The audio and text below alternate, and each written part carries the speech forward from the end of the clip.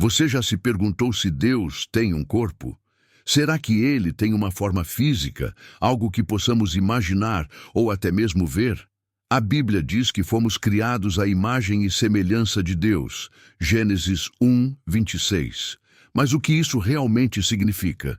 Seria uma semelhança literal ou algo muito mais profundo? E se eu te dissesse que a resposta para essa pergunta pode mudar completamente a forma como você enxerga sua relação com Deus? Ao longo das Escrituras, encontramos relatos surpreendentes de pessoas que viram Deus.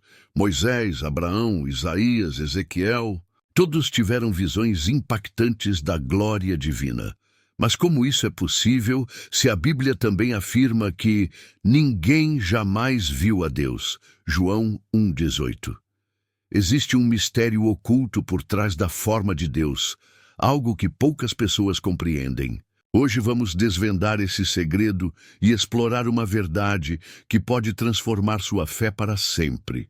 Muitos acreditam que Deus é um ser abstrato, intangível, inacessível. Mas será que isso é realmente verdade? Jesus afirmou que ele é a imagem do Deus invisível, Colossenses 1,15. Isso significa que Deus escolheu se revelar de uma maneira que podemos compreender. E mais do que isso, significa que há um plano divino para restaurar sua imagem em nós. Se você quer entender esse mistério e finalmente descobrir se Deus tem uma forma, fique comigo até o final deste vídeo. O que você vai aprender hoje pode revolucionar sua forma de enxergar o Criador. E antes de começarmos, já aproveita e se inscreve no canal.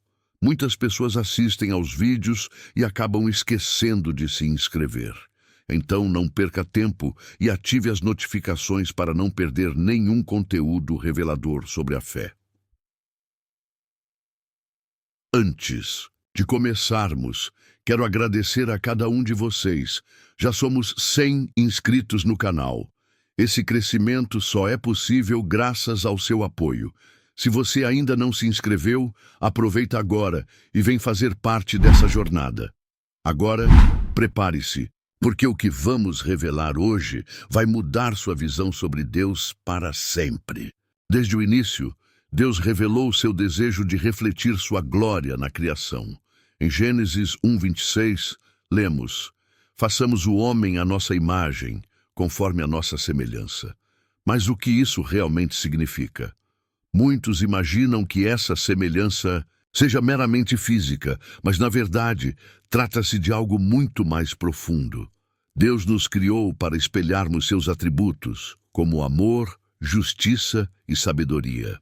Assim como um artista imprime sua essência em sua obra, Deus infundiu em nós características que nos tornam únicos entre toda a criação. Se olharmos ao nosso redor, perceberemos que nenhuma outra criatura possui a capacidade de raciocinar, criar e sentir como o ser humano. Essa semelhança com Deus nos concede um propósito singular: governar sobre a terra, assim como Ele governa sobre toda a criação. Mas há algo ainda mais impressionante. Essa imagem não é estática.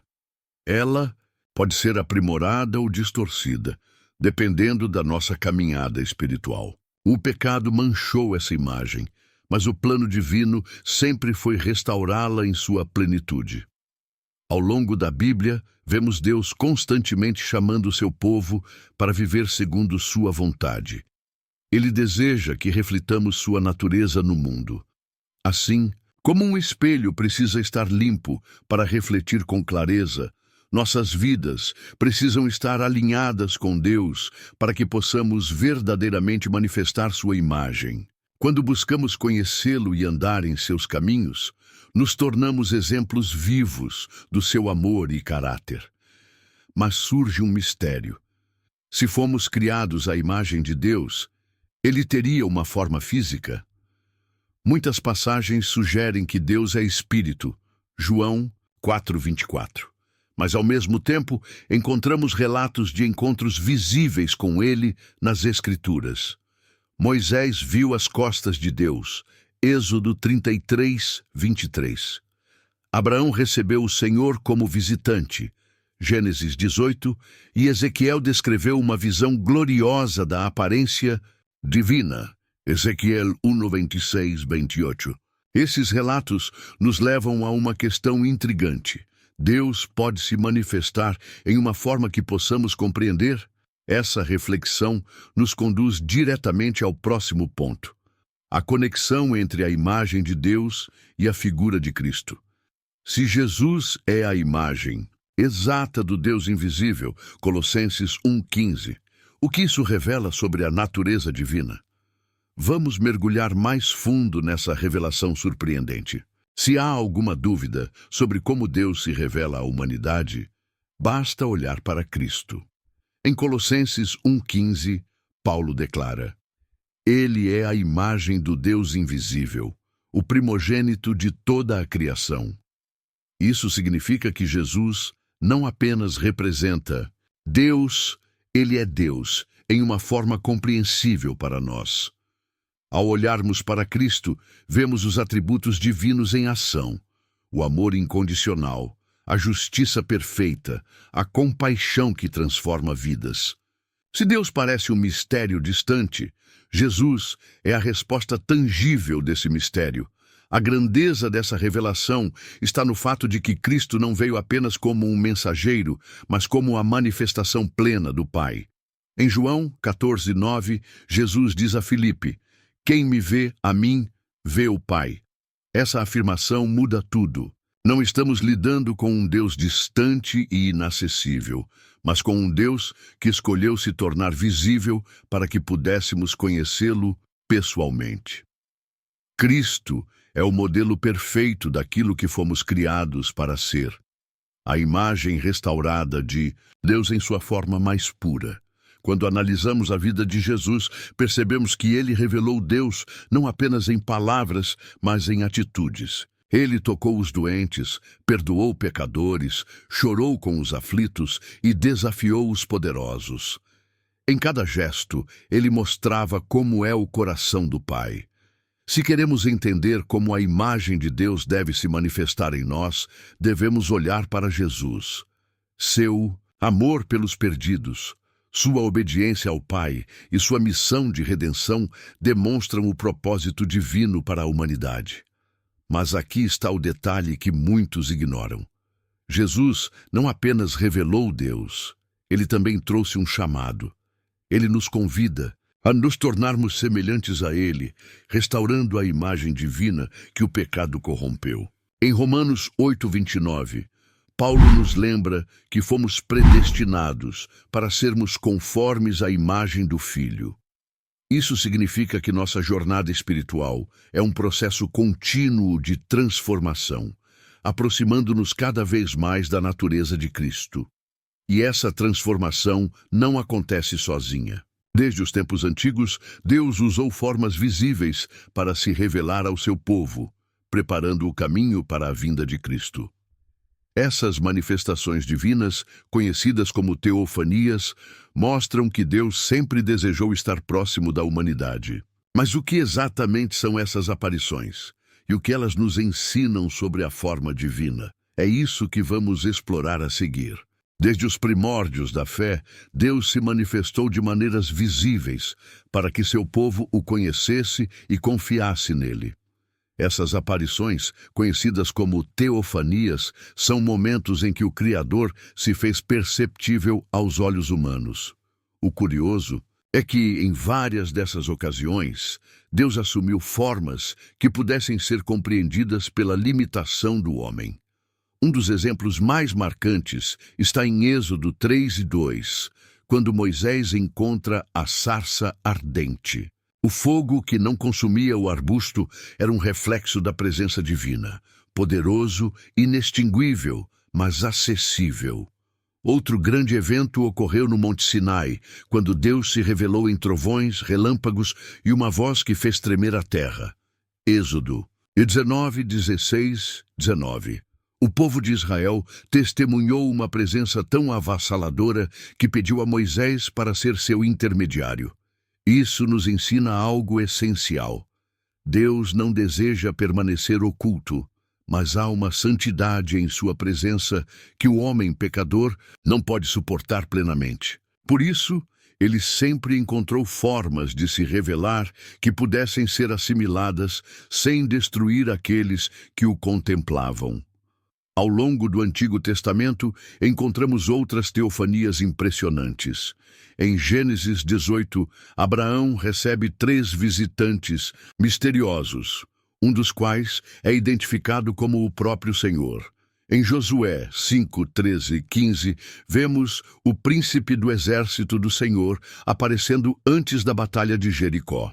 E em Daniel 3:25, quando os amigos de Daniel são lançados na fornalha ardente, um quarto homem surge no fogo, e sua aparência é descrita como semelhante a um filho dos deuses. São momentos que demonstram que Deus não é uma entidade distante, mas um pai que deseja estar próximo de seus filhos. Essas manifestações serviam para fortalecer a fé do povo e mostrar que Deus é real, presente e atuante na história humana. Mas há algo ainda mais fascinante. Muitas dessas teofanias são interpretações antecipadas da vinda de Cristo.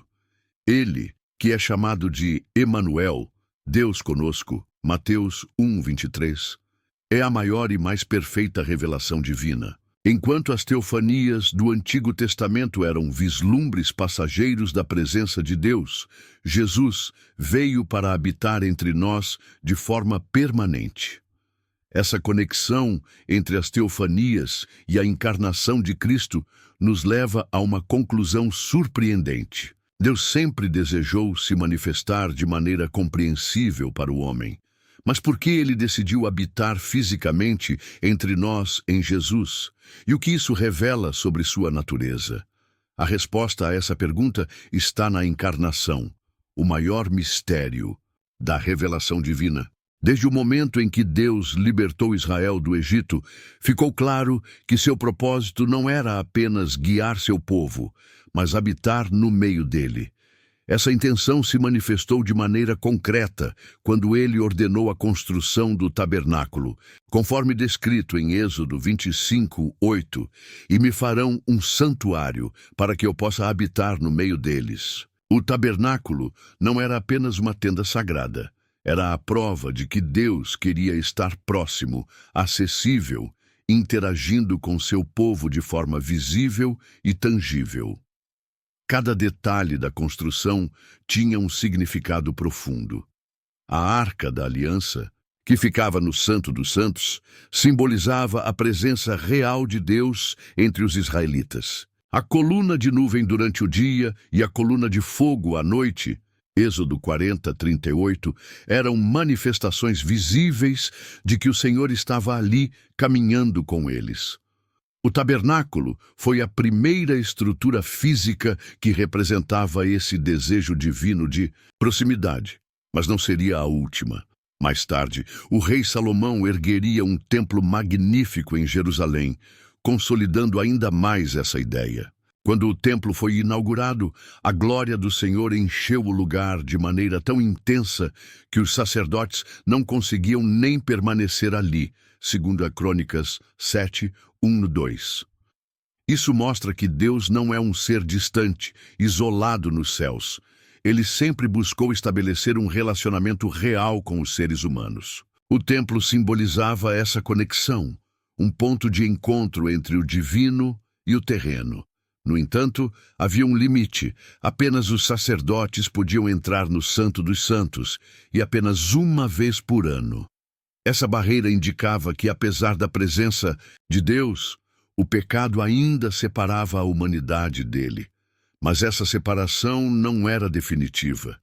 Deus já tinha um plano maior, uma habitação que não seria feita por mãos humanas. O verdadeiro templo de Deus não seria um edifício, mas uma pessoa. E aqui chegamos ao ponto mais surpreendente dessa jornada, a encarnação de Cristo. João 1,14 declara: "E o Verbo se fez carne e habitou entre nós." A palavra grega usada para habitou é eskenosen, que significa literalmente armou sua tenda, uma referência direta ao tabernáculo. Jesus veio para ser a morada de Deus entre os homens, o templo vivo que superaria qualquer construção, ou terrena. Mas por que isso foi necessário? E como a encarnação de Cristo redefine nossa compreensão sobre a forma divina? Vamos explorar esse mistério no próximo tópico. Tudo na história da humanidade caminhava para um momento decisivo, a encarnação de Cristo. Desde o tabernáculo no deserto até o grande templo de Salomão, Deus demonstrava seu desejo de estar entre nós. Mas nenhuma dessas manifestações era completa. Afinal, como um Deus eterno e infinito poderia se fazer totalmente conhecido por criaturas limitadas? A resposta foi dada de maneira surpreendente. Ele veio pessoalmente. João 1,14 afirma: "E o Verbo se fez carne e habitou entre nós, e vimos a sua glória, como a glória do unigênito do Pai." Esse é um dos maiores mistérios da fé cristã. Como um Deus onipotente pode assumir um corpo humano? Como o Criador do universo pode nascer como um bebê frágil, depender de uma mãe, crescer e sentir as mesmas dores e alegrias que nós? Filipenses 2, 6, 7 nos dá uma pista. Sendo em forma de Deus, não teve por usurpação ser igual a Deus, mas esvaziou-se a si mesmo, tomando a forma de servo, fazendo-se semelhante aos homens. Deus não apenas apareceu entre nós, ele se tornou um de nós. Ao longo do ministério de Jesus, essa realidade foi revelada de forma progressiva. Ele curava, libertava, perdoava pecados, ações que só Deus poderia fazer. Mas o ponto máximo dessa revelação veio quando Tomé, ao ver Cristo ressurreto, exclamou: "Senhor meu e Deus meu!" João 20, 28. Jesus não era apenas um enviado divino, um profeta ou um mestre iluminado. Ele era e é Deus em forma humana, a prova de que o Criador não se contentou em ser apenas um conceito distante.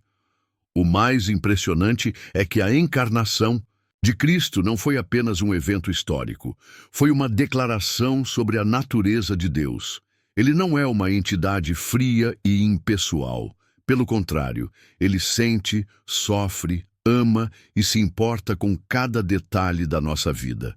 Ao assumir um corpo, Jesus validou a nossa humanidade. Mostrou que o físico não é desprezível, mas parte do plano divino. Ele provou que nosso corpo, nossa existência terrena, tem valor eterno. Mas a encarnação não foi o fim da história. Pelo contrário, foi o começo de algo ainda maior. Se Deus se fez homem, isso significa que há um plano para a humanidade, que vai além desta vida.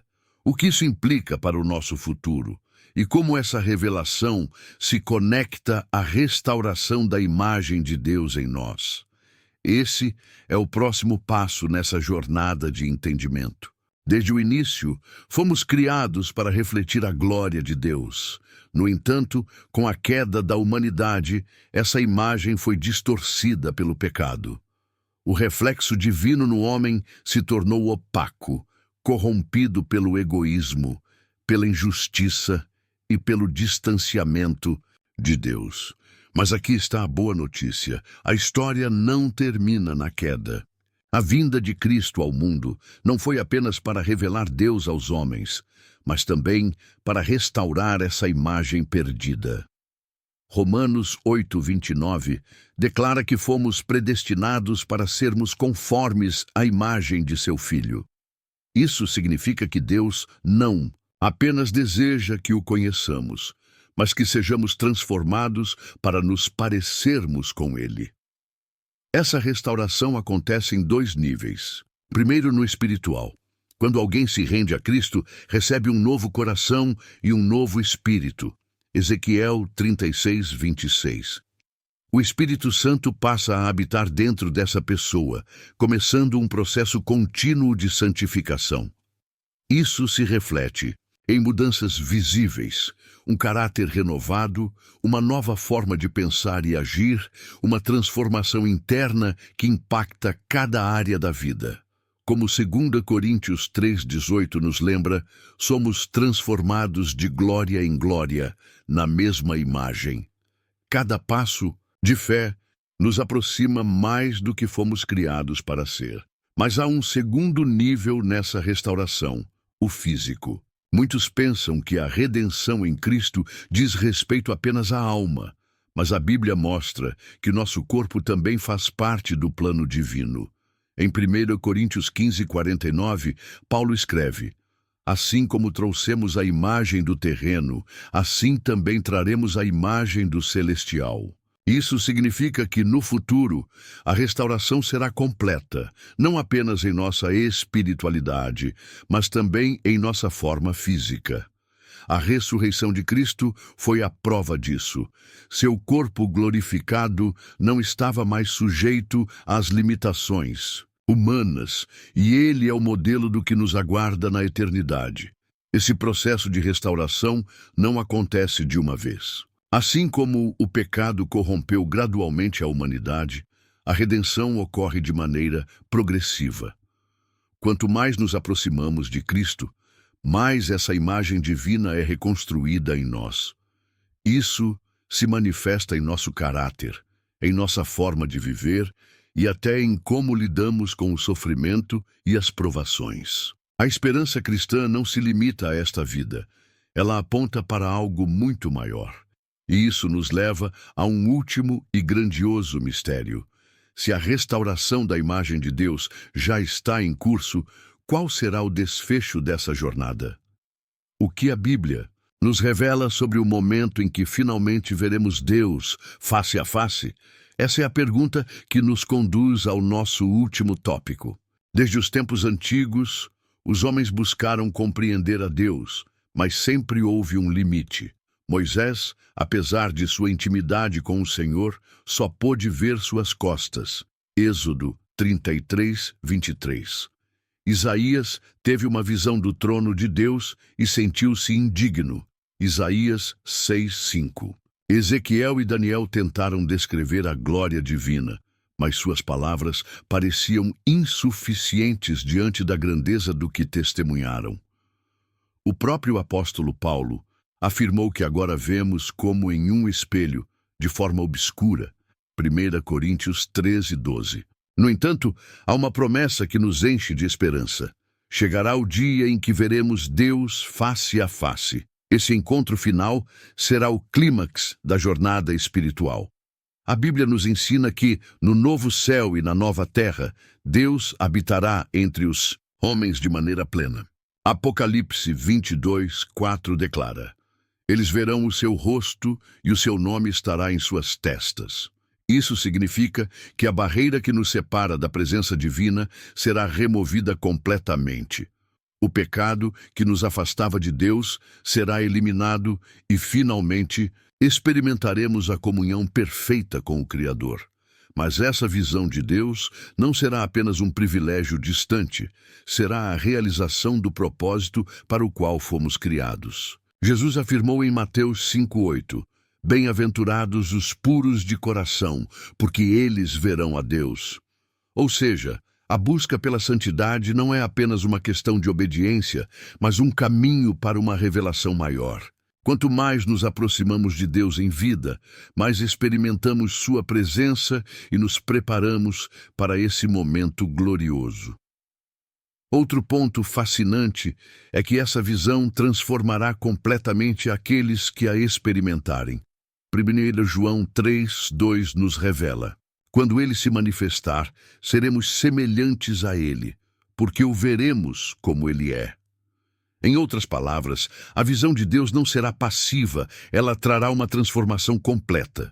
Tudo aquilo que restava de imperfeito em nós será corrigido. Todo vestígio de dor, limitação e fraqueza desaparecerá. Finalmente seremos tudo o que fomos criados para ser. Essa é a promessa final da fé cristã.